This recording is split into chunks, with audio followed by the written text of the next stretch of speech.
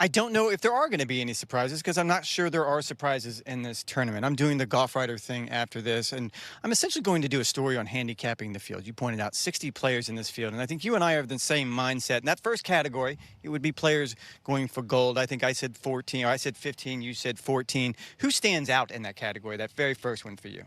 Well, I think the U.S. is looking at two, maybe three medals here, potentially, which is Oh, wow.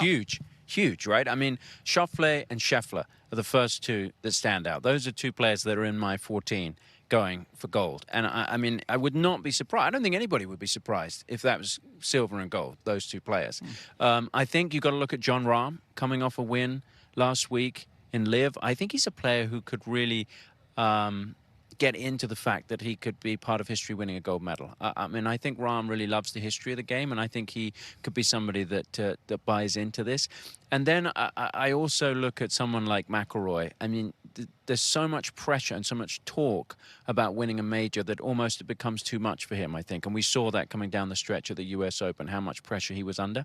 I'm not so sure it's the same here. I think it's a little bit different, and I certainly would look towards Rory McIlroy. But those 14 players just make it so interesting, as we were talking about earlier in winning this championship. Also, Rex, I don't want to be driving with George if it only takes 30 minutes to get from the Eiffel Tower to this golf course, because he's obviously a pretty quick driver here in Paris. It's a little longer than that. But I tell you what, we're close to the capital, and we're going to see so much energy, because not only are we close to the center of Paris, we're close to a lot of capital cities in continental Europe. So supporting those players and watching those 14 is something they don't get to do very often here in continental Europe. So that's going to bring so much energy here. It's going to be fantastic. You made your way from London. I made my way from Belgium, where I was spending a couple of days. And I will tell you, everywhere I went, people were asking me about the Belgium golfers. It's very important. You're absolutely right. There's going to be a lot of support for every team from Europe, it seems like, this week. To your point, I think, 3 medals.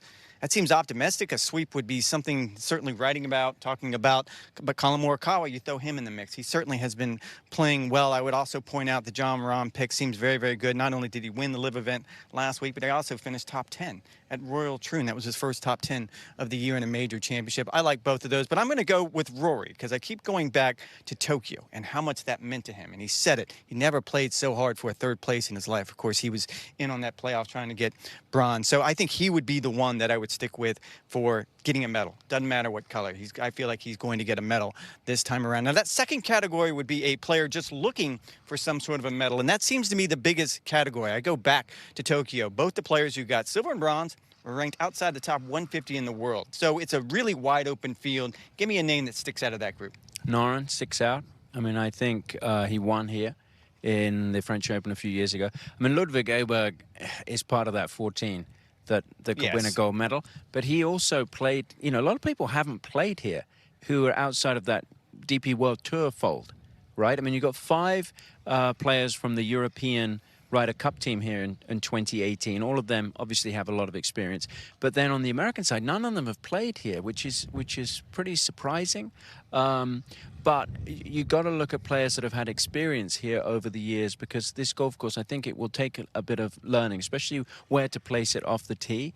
And we heard Jason Day a little bit earlier talking about tee to green game being very important. So I think that is something to look towards as you look to players who could go very well here.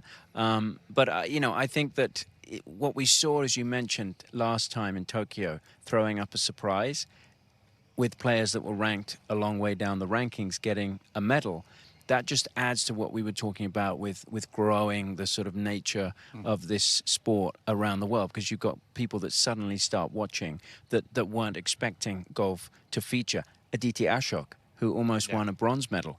I mean, India just was going bananas about the fact that she could win a medal, and people were watching golf who had never watched golf before. So I think that's so important when it comes to what you're mentioning, kind of a dark horse or somebody that could come up with a medal that's a surprise. Well, and we don't spend much time thinking about who's going to finish third at the Open Championship a few weeks ago. It's not something that we're really worried about. It's always about the champion. And the name that I sort of looked down that list, and again, I think that second category is going to have 30, maybe even more players, and players who could potentially get a medal this week. But Guido Migliozzi, he's one that stands out to me only because of where he stands. We keep talking about CT Pan. He was 181st in the world when he won that medal. Guido is 131st right now. 2 years ago, he won on this very golf course. He won the French Open. He knows how to play this golf course. Was played decent at Royal Troon a few weeks ago, finished tied for 31st, and he's already won on the DP World Tour this year. I feel like he's a name that you would want to keep an eye on. Yeah, I mean, that plays into that category of somebody who's going to be a surprise. And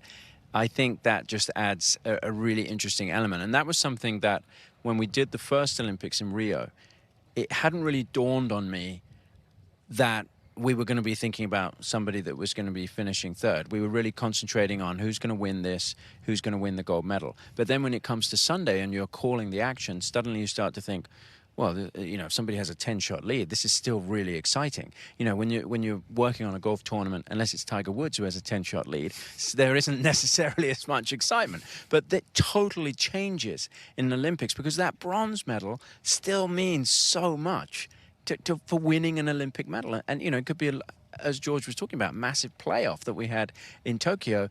That just adds to the level of excitement. And I think it resonates to why this tournament stands out to all the tournaments. We play 52 tournaments a year, essentially. But this one stands out because you have the stars. Xander Schauffele last time in Tokyo is the one I would point to immediately, who come to play and deliver and win that gold medal. But you also get all of the other players. As we're pointing out, the players who winning a gold medal would be important, but winning a bronze medal is almost just as important to take it back. Rory Sabatini took the silver medal. We all know what that meant to him. So I think it's pretty important. And I'll also say this. To your point, I think that's wildly optimistic. George, there's no way we're getting downtown in 30 minutes.